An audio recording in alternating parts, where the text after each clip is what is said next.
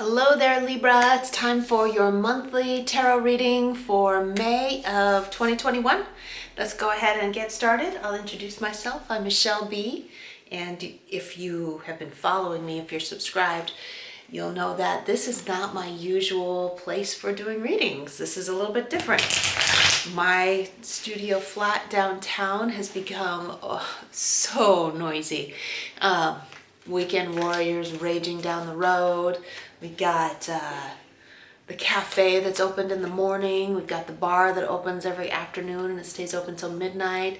And then just like people walking by constantly. And the weather's warmed up, obviously, so that I have to have my windows open in order to breathe.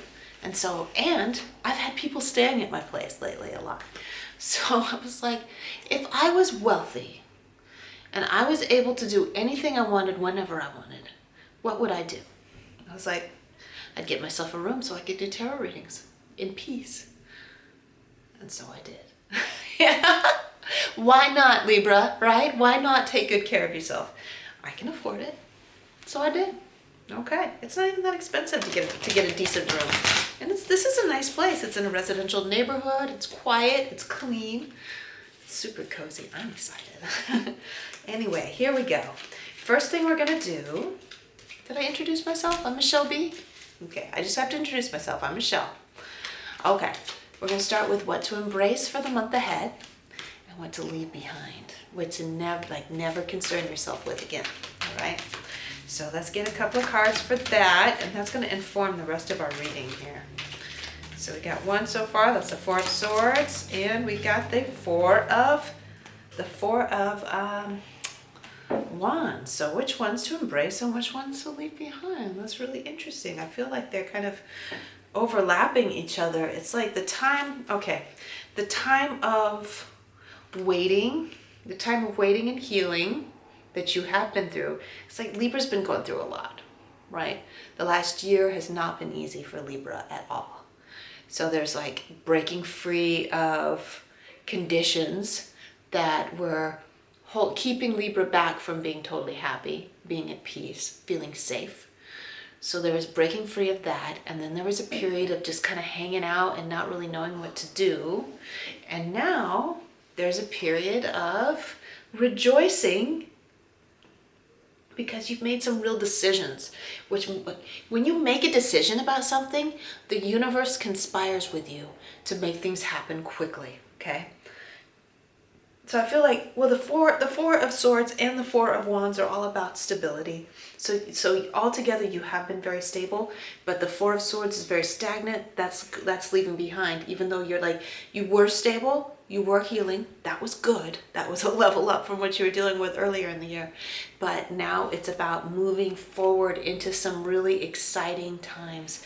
I feel like Taurus, which is also ruled by Venus, just like you, is very auspicious for you in bringing wonderful luck, bringing beautiful connections, great social connections, great times, as far as like being able to interact with other people and, be romantic and like have wonderful connections with your friends. So May is all about celebrating the new you, celebrating the new commitments that you've made to yourself, and just really being happy. All right. So now we're going to look at your soul purpose. That is what you come into this physical body to experience and to give back to the rest of the universe. And then we're going to look at your abundance and prosperity. That's, the stuff that makes life really fun.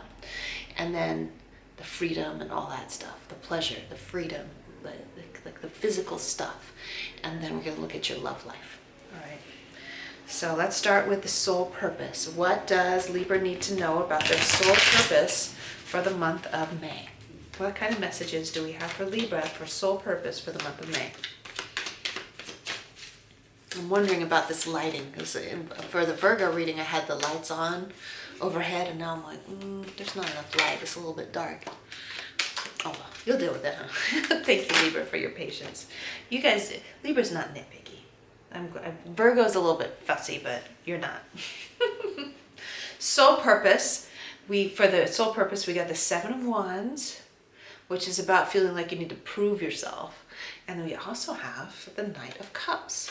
So there, for some of you, there's some messages coming in from the emotional realm regarding feeling like you're finally doing something that it's like a feeling of gratitude, like you've been given a gift from, like the universe has given you a gift, an emotionally satisfying gift of being able to do things that are really meaningful to you. But then there are some of you who are like, I need to do better. I need to go a step further. I need to go bigger, right? I need to prove. It's an inferiority complex kind of energy, okay? So there's overall this like good energy happening, exciting, passionate energy. There is like, I'm really grateful for where I'm at right now, but then there's also like, I need to prove that I can do even better. I need to prove that I need to go even further. Sometimes that's a good thing. Having that drive to prove yourself it's a masculine trait, and I usually try to speak for the feminine, but we are all, even if we identify as feminine, we are all part masculine and part feminine. It's just how it all plays out in our lives. But that feeling like you need to prove yourself is a positive masculine trait. So there's nothing wrong with that, with feeling the drive to go further. I have that when it comes to my YouTube channel, right? I have to prove myself, not out of competition, but to myself. I have to prove to myself that I can do this because I want to see it happen, right? But this is like the drive to accomplish, because you don't feel like you're good enough if you don't. Okay? You wouldn't be satisfied with just sitting on a rock by the river, because then people would say, no, look at her, she's just sitting there like a loser. Okay? So, what's to be known about that? What else do we need to find out about that? Let's look at specifically at that Seven of Wands energy and find out what else there is to know. Well, should I do this or should I do that? There's like what I really like to do, and then there's also another Seven of Wands came out to reinforce the first Seven of Wands. So let's look at both of them, okay? Two different versions of the Seven of Wands, okay? Both came out under soul purpose. Okay, so with that Two of Pentacles, this is what it's trying to say. You're like this. There's what I want to do that doesn't pay, that doesn't get a lot of value from other people. It's not highly valued, but it's like what I enjoy doing.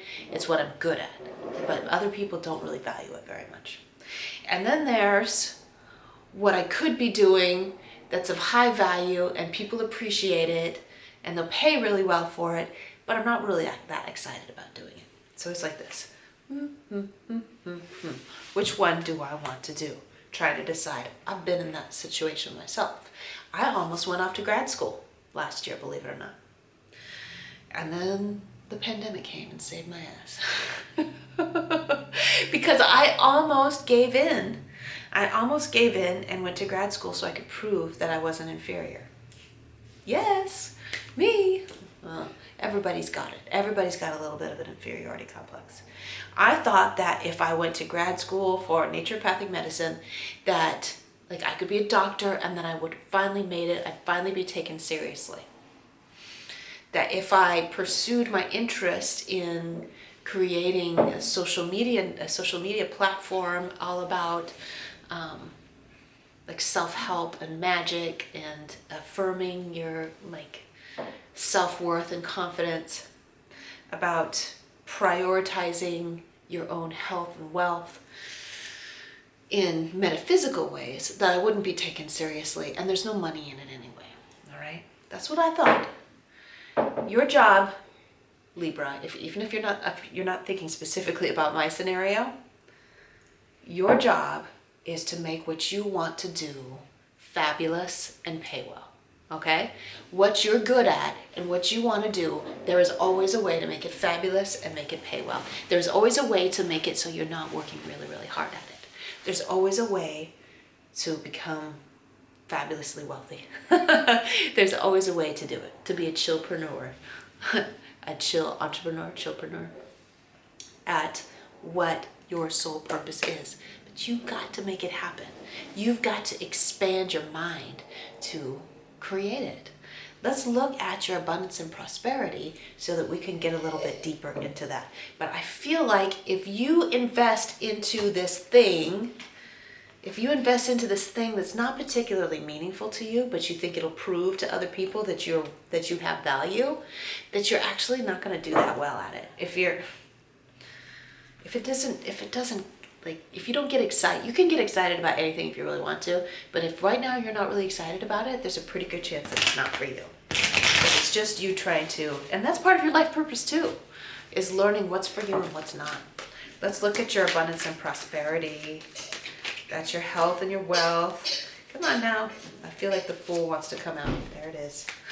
And then, because that's looking up at the universe and being like, okay, show me the way.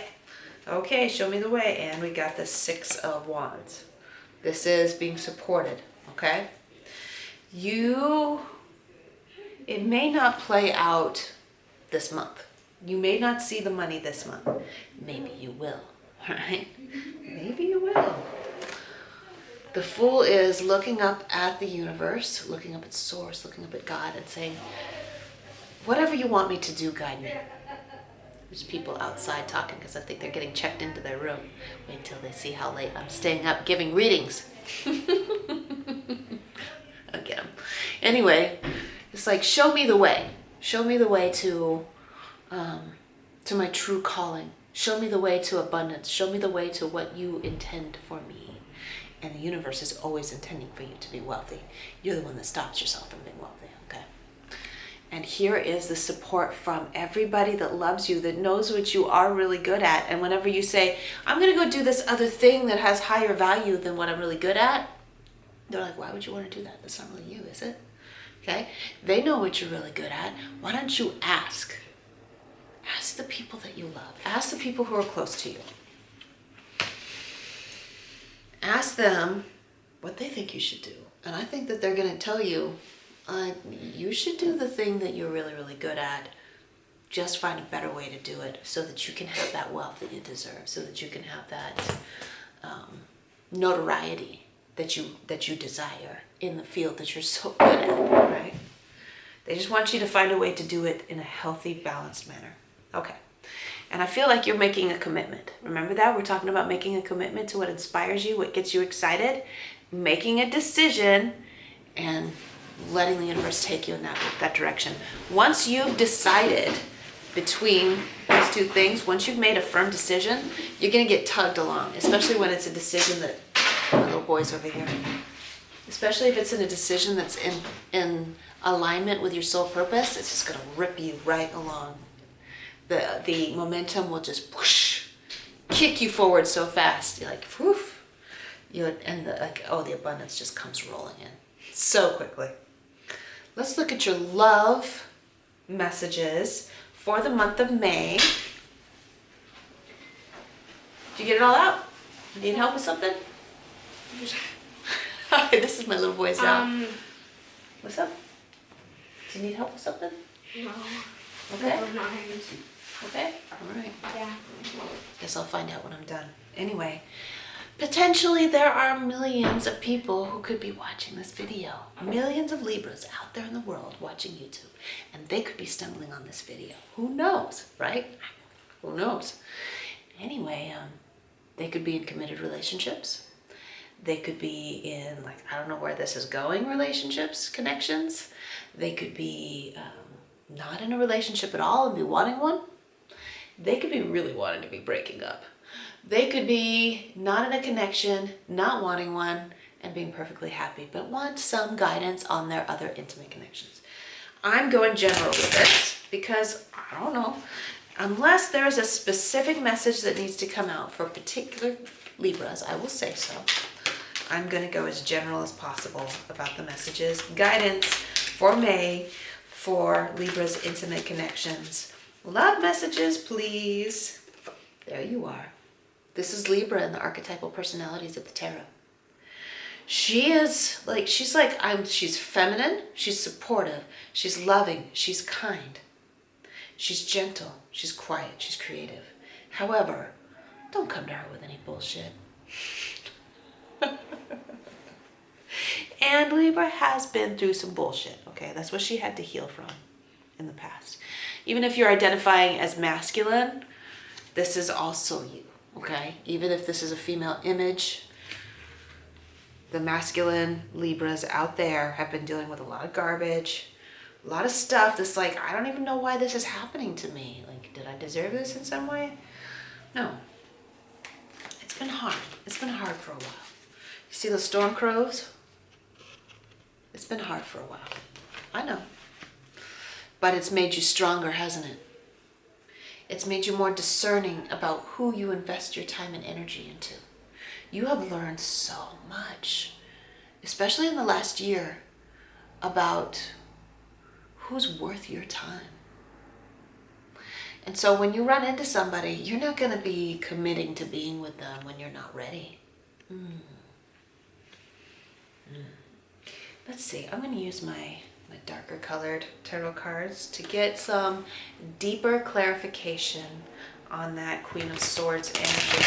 But this is you being in alignment with your true self, being wise enough to draw those boundaries with that sword around the safety of yourself, your emotional self, your physical self, the safety of your bank account, the safety of your family, the safety of your home. Like you've learned so much about being in alignment with your true self. Because in order for you to be healthy in a connection, you have to have healthy boundaries. Okay. Clarification and advice, please, for Libra in the love, clarifying the Queen of Swords. Judgment. Judgment is the energy of judgment is saying, we have seen, I guess, like the angels, the higher spirits, like it really is you, but it's like the big you, the universe you, the God self you. It's just like there's this entity that's looking out over the whole thing. There's a bigger picture than just you in the present. There's all this other stuff that's happening all over the place, right? And you're bouncing inside of it. And in the bigger picture, it's like Libra has been setting up some really good karma for themselves. Okay? Things have been hard for so long and you've tolerated so much nonsense. But things are turning around for you. Things are turning. I think the only thing you need to get a handle on, like the main red flag in this reading, is about how much value you give your real soul purpose. How much value you give what you're really good at and how you can turn that into something really special. Rather than think that you have to do somebody else's soul purpose in order to be valuable. Okay, that's the only red flag I see in this whole reading. But the love is like, if you, no matter who you're with or not with, no matter what you're doing, no matter who you're intimate with, if you hold this space of identifying the difference between you and your physical body and other in their physical body and not becoming enmeshed in what their issues are, like the better you're able to do that, the better your luck is going to be when it comes to, that's not luck, but like the better your results are going to be when it comes to your relationships. And judgment says what goes around comes around. You keep those healthy boundaries, you keep those lines of communication open and healthy, only goodness is going to come back around to you. So it's like, I've heard it said there, and she's the queen of communication as well. Communicating healthfully with the people that you care about, the people that you're most intimate with. So there are several different kinds of communication. There's defiant, which is like a violent communication. It's being a bitch, right? Saying things in mean ways because you feel defensive. You feel like you have to overcompensate for some kind of vulnerability that you have by attacking the other. And then on the other side of the spectrum, there is the compliant manner, which is like, I'll just do whatever you say. Like, I'm not going to have any boundaries. Like, it's a doormat, right? The person that's a doormat is like, well, I kind of, but, you know, I'm sorry. I just want to, never mind, right? That's the compliant communicator. You're going to be somewhere in the middle that is clearly stating what your desires are, what is meaningful, where you draw the line, what is you and what is other, and but also being kind and being thoughtful and saying it in a way that's not attacking the other. It's like, I feel this way when this happens, because, you know, you can also say because of this thing that happened to me before, but you don't have to, right? So you're speaking in a way that gives yourself as much respect as you would give the other person. You're giving your other person and you're giving yourself a lot of respect. If you can use this manner of communication with the people that you love, you're golden. Okay? So to recap, pull it all together, committing to your desires, committing to yourself, committing to your pleasure, committing to an exciting life. Things are really, really good for you this month, Libra. I'm really excited. And like, it's time to not just sit around, make decisions, make some decisions, and movement and exciting things are going to happen really, really quickly. This is where I leave off. In the description box below, there's a couple of links to PayPal and Venmo if you want to send a tip my way, if this has been a really meaningful reading for you. Otherwise, I'll see you later. Bye, Libra. Have a good month.